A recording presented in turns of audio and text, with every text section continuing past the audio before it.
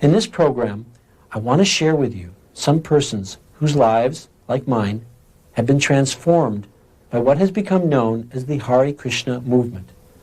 Although the movement is anything but new, it was unknown in the Western countries until His Divine Grace, A.C. Bhaktivedanta Swami, Srila Prabhupada, came to the shores of America on a freighter at the advanced age of 70 years old. He carried the message of his spiritual master and of an entire disciplic succession of spiritual teachers. The remarkable feature of his presence was his inconceivable potency to plant the seed of devotion to Krishna in the hearts of so many thousands and now millions of people. By his mercy, the transcendental knowledge, familiar only to those initiated into the secret ambrosia of devotional service to Krishna, has become available to the entire world. We dedicate this program to him. O my Lord Sri Krishna, son of Vasudeva, O all-pervading personality of Godhead, I offer my respectful obeisances unto you. I meditate upon Lord Sri Krishna because he is the absolute truth and the primeval cause of all causes of the creation, sustenance, and destruction of the manifested universes. It is he who first imparted the Vedic knowledge unto the heart of Brahmaji, the original living being. Only because of him do the material universes, temporarily manifested by the reactions of the three modes of nature, appear factual. I therefore meditate upon him who is eternally existent in the transcendental abode, which is forever free from the illusory representations of the material world.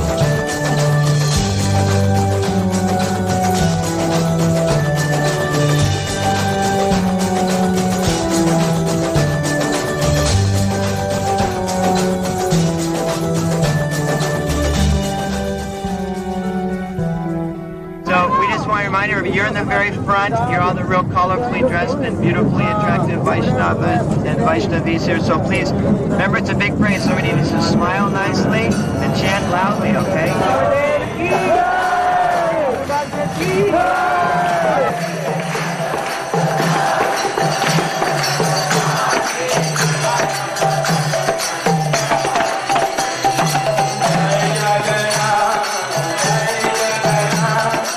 Since thousands of years, this Rath Yatra festival of brotherhood has been celebrated in India. It began in the holy city of Puri in the eastern coast of India. In this auspicious festival, people from different parts of the country come together to pull the chariots of the Lord.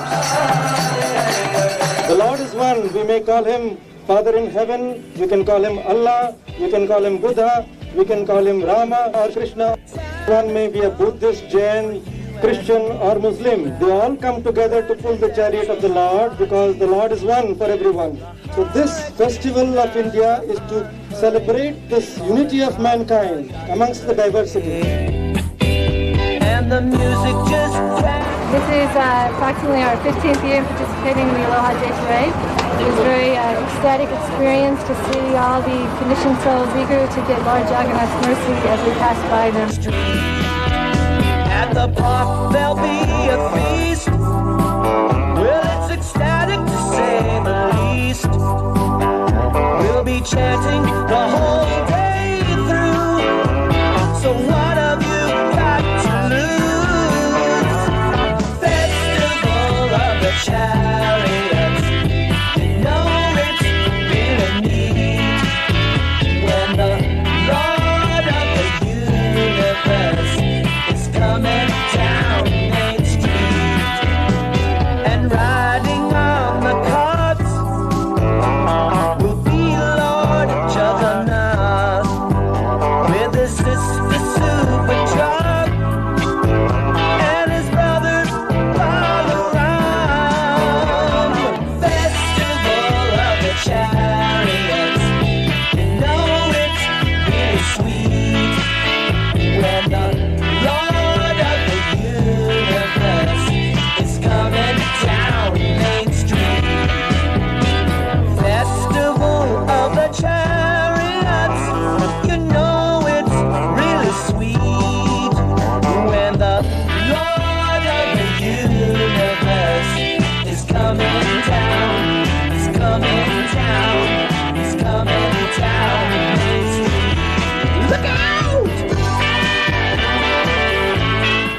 Whenever one develops faith in me, one should worship me in that form. I certainly exist both within all created beings and also separately in my original form, since I am the Supreme Soul of all.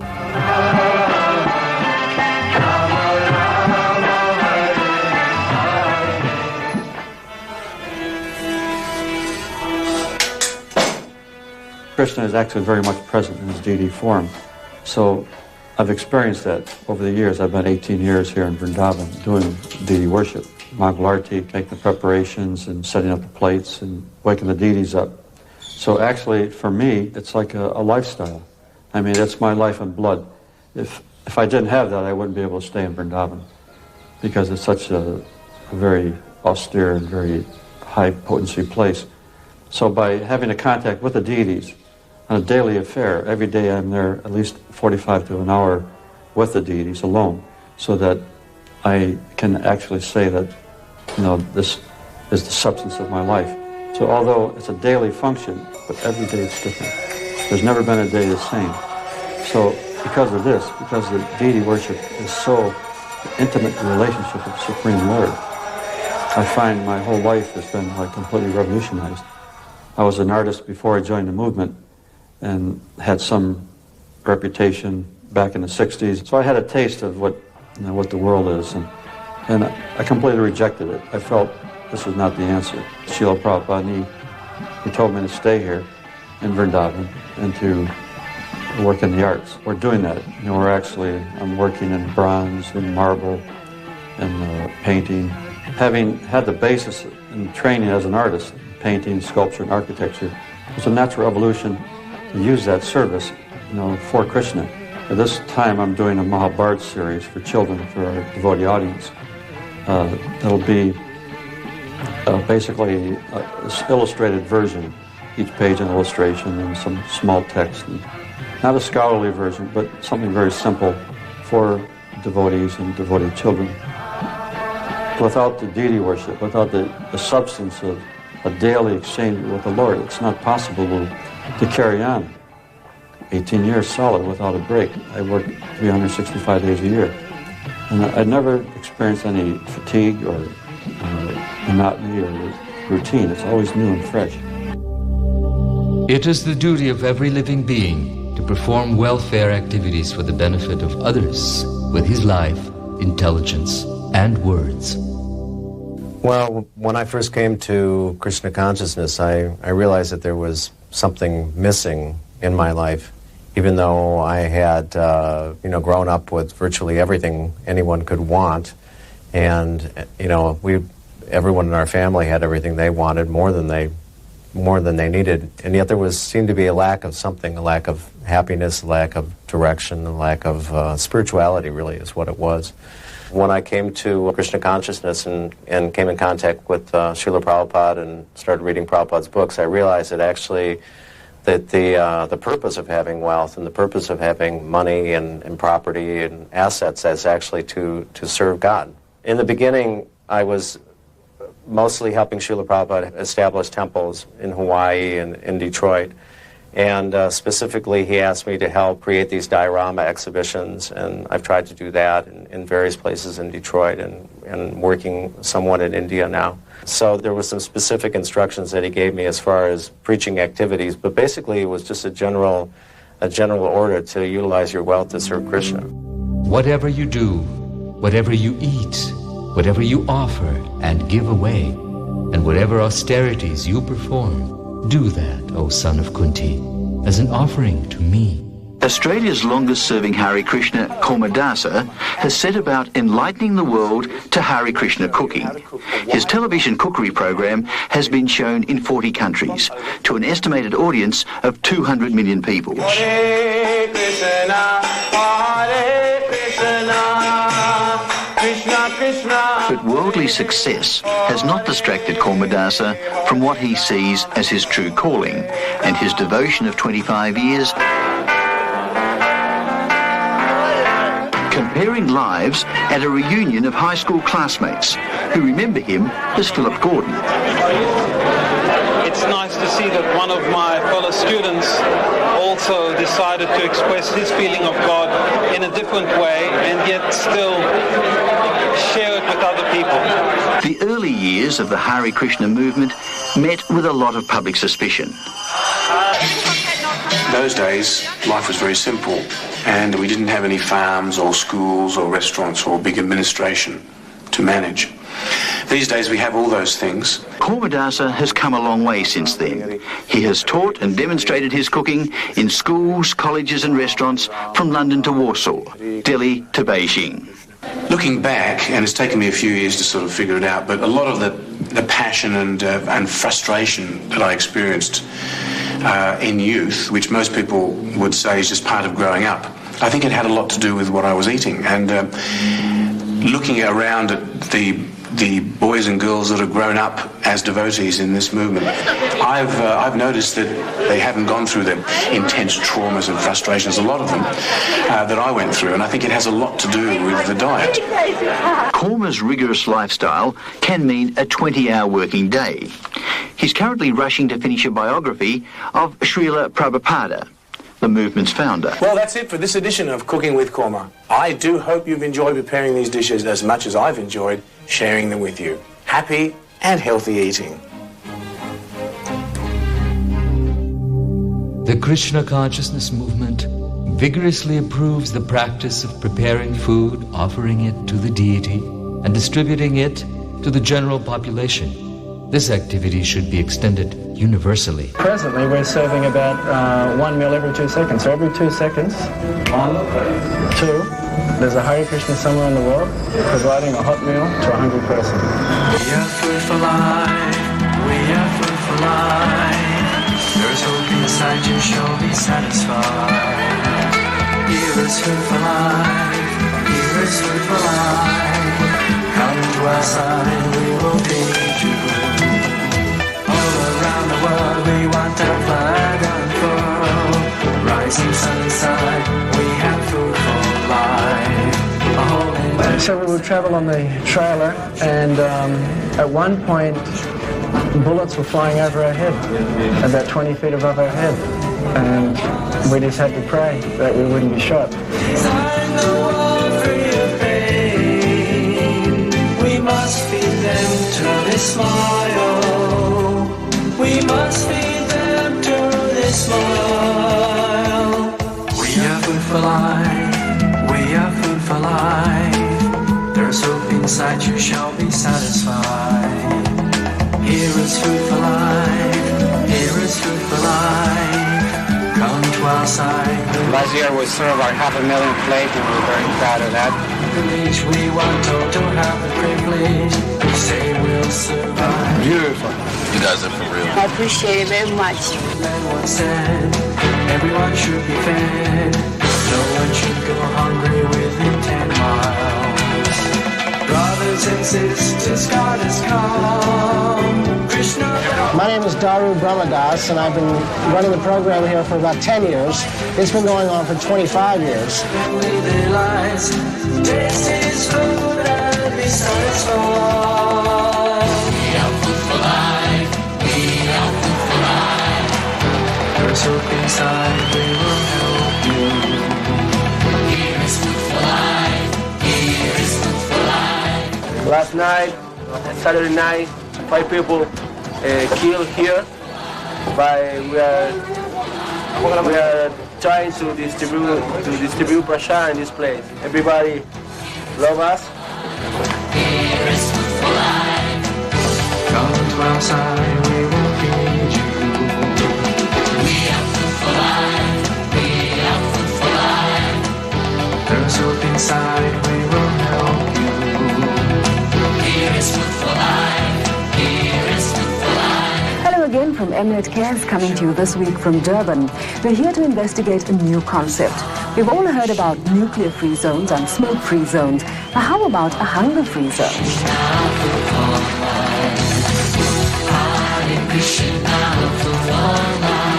There's much, much more to food for life than filling a belly. The people need to know that somebody cares for them and loves them. And that caring and loving is given in such a simple, person-to-person way that there's no better way to show that caring and love than to help them out with some food when they're having trouble.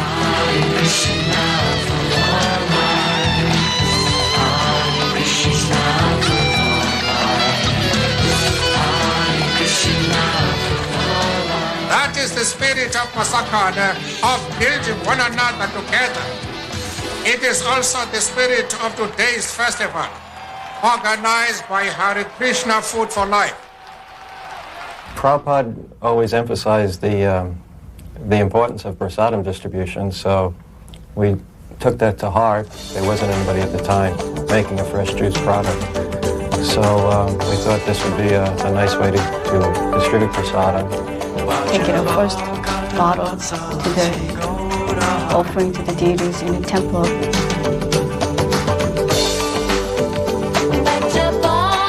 For the people to associate the name Govinda with something that's fresh, pure, very first class. I knew that Prabhupada said you could change the world through prasadam, so it inspired me in my service. I've been living on my own in Sarasota, and I opened a restaurant in November of last year.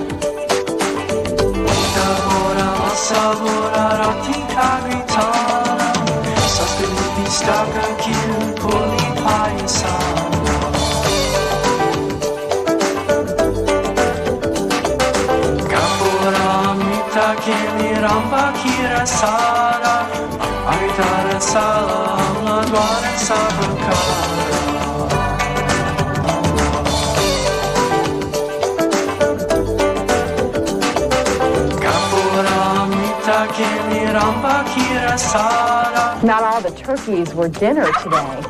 Local patrons of an organic restaurant substitute tofu turkey for the real thing, and that spared his life. Replace all these meat products with natural things that don't harm your body and that you can find our intelligence and so forth.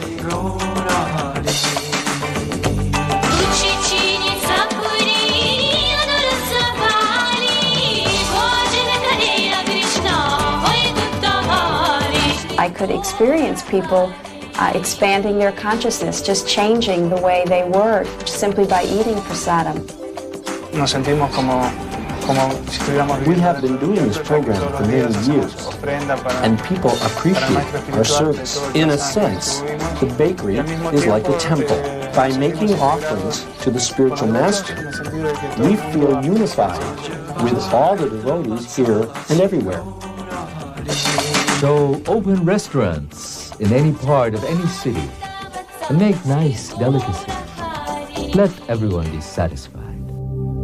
The renunciation of work and work in devotion are both good for liberation. But of the two, work in devotional service is better than renunciation of work. You're listening to 1480 KHQN in Spanish Fork, Utah. This is your headquarters for culture and consciousness. Let me remind one and all that tomorrow is our annual Festival of India. Last year's event drew 5,000 participants, and most of those will be back, I think, tomorrow with their friends.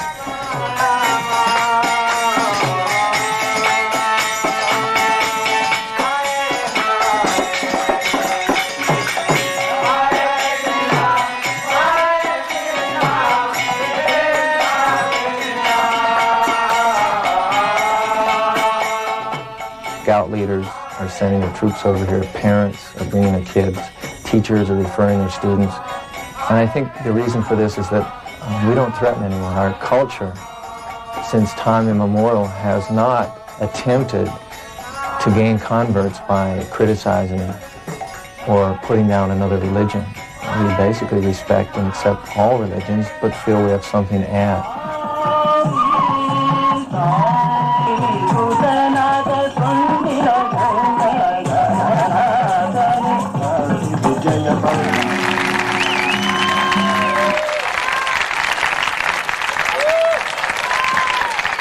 This is the 17th year. And we know Srila Prabhupada is very pleased when he sees people having their lives transformed. Many people come, and as a result of going to a festival like this, they become vegetarian. If they're a Christian, Hindu, or Mormon, they become better at whatever they are by adopting some of the practices of Krishna consciousness into their life. We're very happy to see people's lives transformed. Therefore, the doubts which have arisen in your heart out of ignorance should be slashed with the weapon of knowledge. It was Prabhupada's idea from the very beginning that the Krishna consciousness movement belonged among the leadership of this world, that it had to be most respectable. We can become a member of this graduate theological union. Then they can get a degree recognized by the state of California, so they can teach in universities all over the whole country. That they want. Do it. Yes. The Graduate Theological Union in Berkeley is perhaps the most important graduate religious studies school in the Western United States. Certainly it has the largest theological library in the Western United States. They have many levels and kinds of joint programs with the University of California at Berkeley, which is one of the top universities in America, if not the world. Prabhupada always used to say that there are many great universities all over the world, but there's no department, there's no program to understand the soul. The faculty the IVS will be bringing to the GTU as adjunct faculty in the coming year will include those who will be teaching introductory course in Sanskrit, a course in the Bhagavad Gita. There will be a department to understand the soul. There will be a department to understand Krishna. Thus, established in the mode of unalloyed goodness, the man whose mind has been enlivened by contact with devotional service to the Lord gains positive scientific knowledge of the personality of Godhead in the stage of liberation from all material association. In 1984, I was given an assignment by the Bhaktivedanta Book Trust to work with Sadhaputa Prabhu, Richard Thompson, on a magazine that would present the basic Vedic perspective on different issues in modern science to a popular audience. For 8 years, I did considerable research into the entire history of archaeology. The book Forbidden Archaeology was my first venture into very heavy scientific research and writing. In their book, Forbidden Archaeology, Michael Cremo and Dr. Richard Thompson uncovered numerous cases which suggest that modern man could be millions of years older than history tells us. According to most standard accounts, human beings, like ourselves, have only been around 100,000 years or so. But the evidence that we catalog in Forbidden Archaeology takes human history back tens of millions, even hundreds of millions of years. From the very beginning, we wanted the work that we did in Forbidden Archaeology to reach not only the scientific world, but also the general public. Therefore, we made an abridged edition of the book called The Hidden History of the Human Race. The hidden history of the human race is something that is in direct opposition, I guess, to the Darwinian theory of evolution. There was a lot of planning that went into that to make it happen, but that was all inspired by the desire of Srila Prabhupada, who wanted that to happen, and that is very satisfying to me. A person who is constantly engaged in reading literature, enunciating the cultivation of Vaishnava devotional service, is always glorious in human society, and certainly Lord Krishna becomes pleased with him. I was quite skeptical about my ability of doing devotional service because I was the first Chinese devotee. I was by myself, and seemingly nobody was supporting what I was doing. It was a cultural shock, but somehow I kept going. Prabhupada gave me direction that I should translate his books into Chinese. Then I gradually learned, and at the same time introduce Bhakti Yoga into the Chinese-speaking people. From that time onwards, we expanded our temple. We have regular deity worship. We have programs for the Chinese communities. We have lectures, we teach yoga, and we also have a restaurant. Godhead is light, nescience is darkness. Where there is Godhead, there is no nescience. I got involved in 1968 when I first joined at 2nd Avenue. My first engagement was stapling booklets, collating Back to Godhead. And I gradually moved up to typing. And somehow or other, after some time, they made me the editor. Here's a magazine dealing with the quintessence of spiritual life. Back to Godhead. When people come in touch with Back to Godhead, then they come in touch with Krishna, they come in touch with the devotees of Krishna, they come in touch with the literature of Krishna consciousness, the culture of Krishna consciousness, the arts of Krishna consciousness. Krishna and everything connected with Krishna, people come in touch with through Back to Godhead. It's meant for the service of the readers. Not material service, but service to the self within the body, the service to the eternal person himself.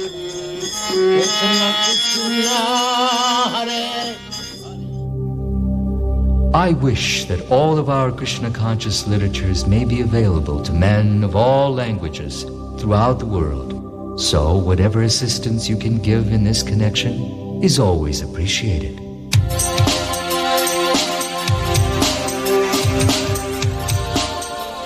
Our main goal is to see all of Srila Prabhupada's books translated and printed as quickly as possible for all the languages of Northern Europe, Central Europe, and the former Soviet Union.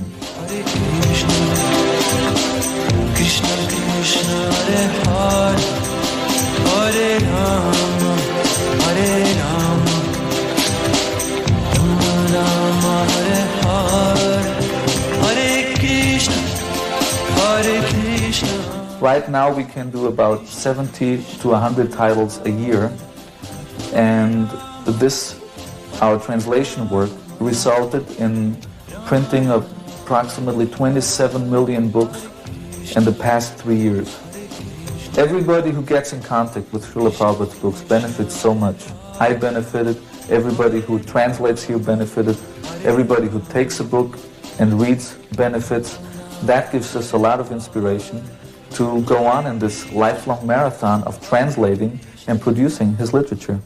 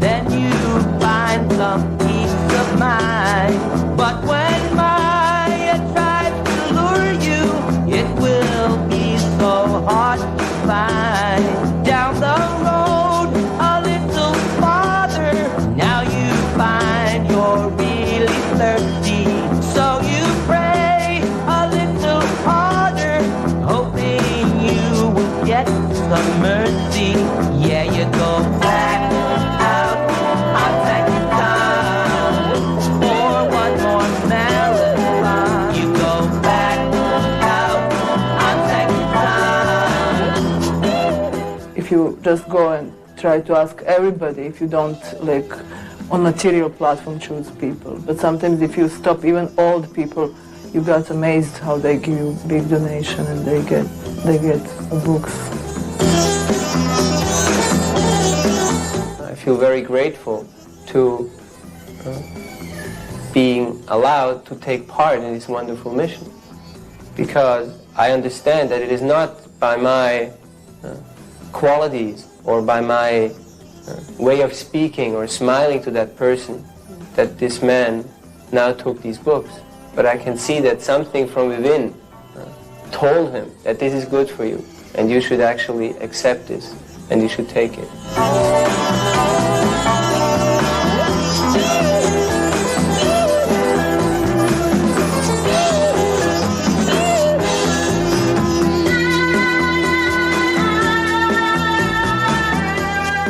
Being a book distributor is a great challenge because you don't really know what is going to happen the next day. Although you know that every day you're going to have the same experience, it seems to be really new. I used to wonder why I was very sad and my two sons were very happy.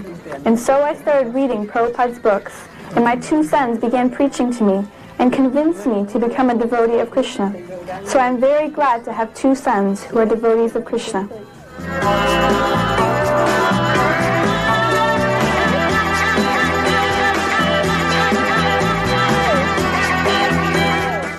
Estaba echando gasolina cuando una señorita rubiecita. I was parked in a gas station in Peru and was putting gas in my car when a lady came up to me dressed like an Indian. She was very happy and enthusiastic. She said, "This is a book by my spiritual master. Please read this book." I brought the book home and read it. Immediately after reading the book, I told Lolita, "This is knowledge. This is the knowledge we were looking for." I was very young then, only 4 years old. But my parents got convinced by that book. It changed their hearts, and that moved me. The next day, we went looking for more books. We went to the same gas station. The same lady was there distributing books. We ran up to her and asked her, "Do you have any other books? What other books do you have?"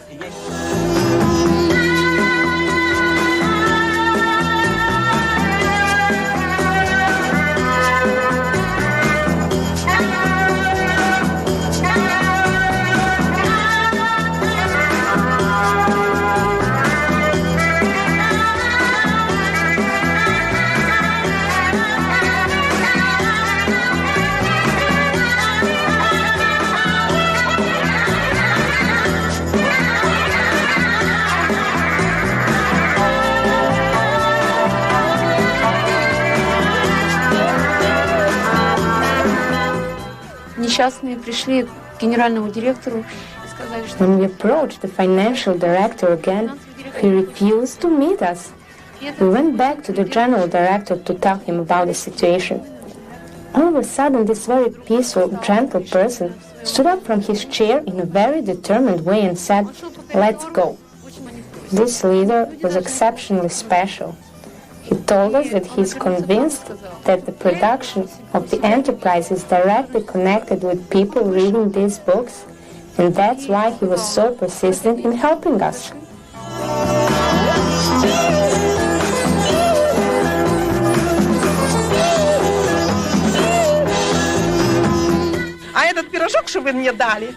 Now I have grandsons and granddaughters. I will give them all these books as gifts. Let them read them. Thanks a lot to these young people who come here and so kindly give us this knowledge. There is so little kindness in this world. You are planting this kindness in people's hearts. After being in contact with knowledge like this, I become more soft-hearted. I am planning to read these books. Then we will see. Maybe they will convince me to believe in God. These books have eternal values, which are important for everyone to know, whether they are Hare Krishnas, Christians, Muslims, or any other type of transcendentalist.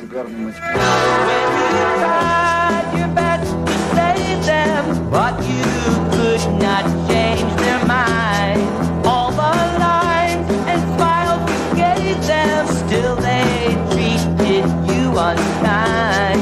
As the sun is nearly setting, you approach another stranger who just loves what he is getting. Now you feel your you're out of danger. Yeah, you go back out on Sanctuary Town for one more marathon. You go back out on Sanctuary Town.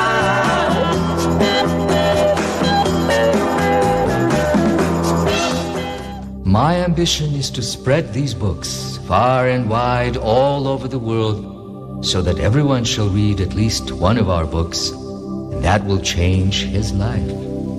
Bhakti Marg Swami began his cross-Canada tour last April in Vancouver. He averages about 50 kilometers a day. His message is simple. Canadians should think more about the spiritual side of life. I'd like to see Canada become a little more stable, cohesive. On the roads of Canada, Bhakti Marg says people have given him food and offered him rides. Bhakti Marg hopes to reach St. John's, Newfoundland before Christmas. And although his trek ends there, he says his spiritual journey will continue. When you're on foot and you're going long distances, you're forced to meet people and to talk to people. And that's what I think I've gained from this walk, is the opportunity to make a lot of friends and allow people to come that much closer to Krishna. Padayatra is like the continuation of Mahaprabhu's walk 500 years ago. At that time he walked within India, but now he's going beyond the boundaries. When Prabhupada found out how we were doing nicely in the villages, especially how we were depending on Krishna, and inviting people, chanting and speaking to them, and towards the end making them sit down and feed prasad. Prabhupada was so pleased. Hare Krishna, Krishna Krishna Hare Hare, Hare Rama, Hare Rama, Rama Rama, Hare Hare.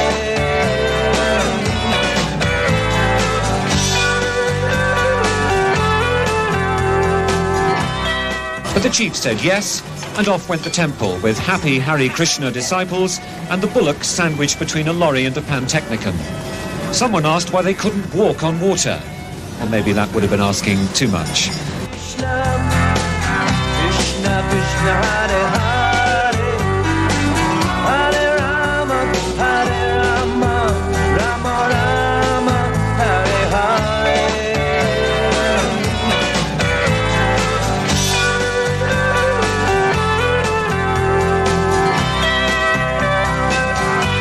This Sankirtan movement is the prime benediction for humanity. It enables us to fully taste the nectar for which we are always anxious.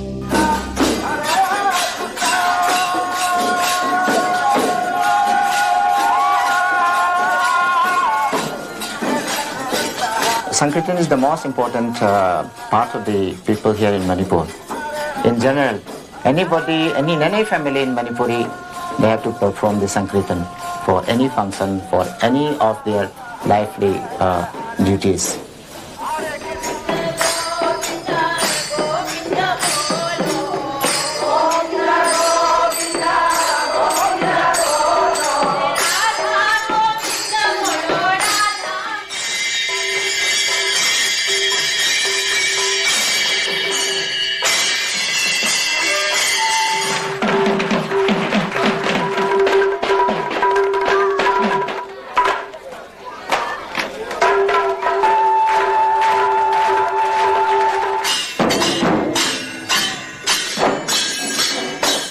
Gaudiya Vaishnav came during the king's time, Bhaigya Chandra Maharaj.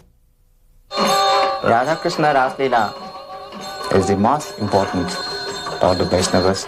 They think this is the prime instructions they should follow.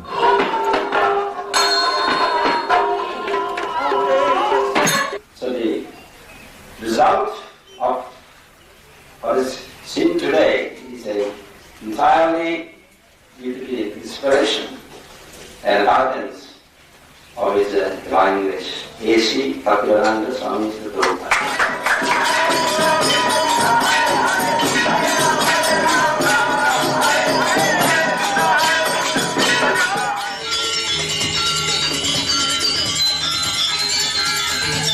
90% of the population in Bali, they are following the Hindu religion.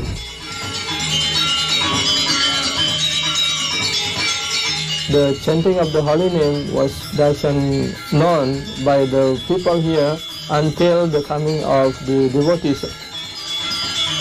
So we spreading many books, especially here in Bali and also in other islands. The devotees are increasing. So far as the dancing goes back many thousands of years, and it is a very nice type of dance because it is dramatical dance. It's a dance which displays the pastimes of Lord Rama and Lord Krishna, and therefore one becomes Krishna conscious by watching these beautiful dances.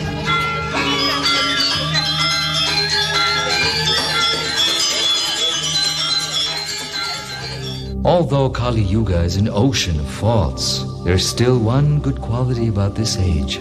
Simply by chanting the Hare Krishna Maha Mantra, one can become free from material bondage and be promoted to the transcendental kingdom. Srila Prabhupada once said that the paintings in our books are like windows to the spiritual world. So I feel that by seeing the Harinam party, they're looking through that window and they're actually seeing the spiritual world in action. I've tried to develop that aspect where I'm preaching in the world, particularly in Poland and Russia. Wherever I go, I try to emphasize that aspect of chanting and dancing and developing it. We try to encourage the people to join us. It's not just a show out there, but we're trying to bring people into the spiritual world. So we'll invite them to dance with us. It is a way that people can actually see the dynamic and blissful nature of the spiritual world.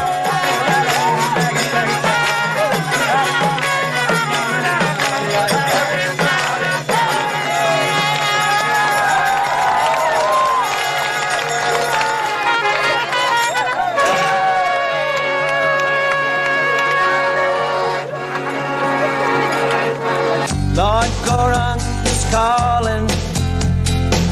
Please chant the holy names. In every town and village, there's no time for all your games. It's time to wake up, find out who you are. Wake up, it's time to wake up. You've been dreaming on a star. Lord Gaurang is calling. Please come and dance with me. Not just to chant, you'll be happy. Try it and you'll see. Hare Krishna, Hare Krishna. Krishna Krishna Hare Hare, Hare Rama, Hare Rama, Rama Rama, Hare Hare.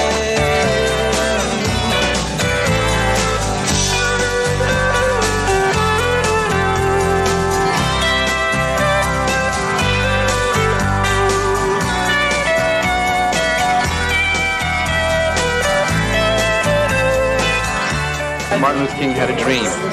And of course, we believe in that dream because we would also like to see everyone come under one banner, under one guise, under the banner of God, Krishna.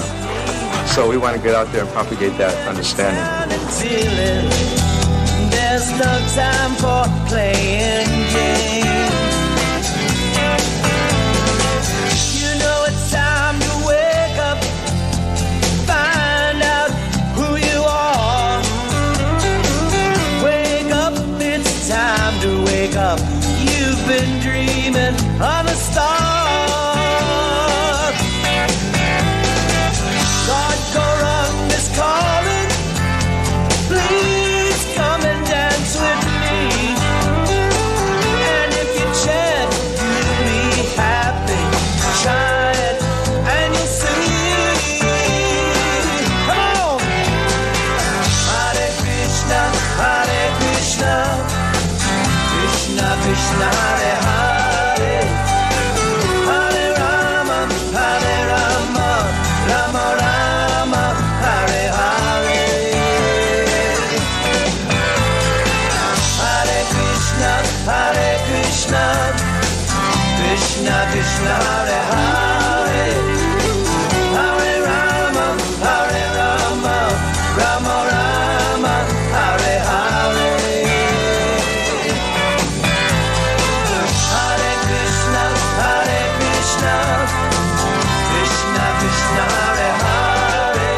by chanting Hare Krishna and following this process of Krishna consciousness, people all over the world can live harmoniously in happiness. Lord Gaurang is calling. Please come and dance with me. And if you chant, you'll be happy. Chant and you'll see. Come on! Hare Krishna, Krishna Krishna, Hare. By the mercy of Lord Chaitanya, people are getting this nectar, and it's immediate. It's not a slow process.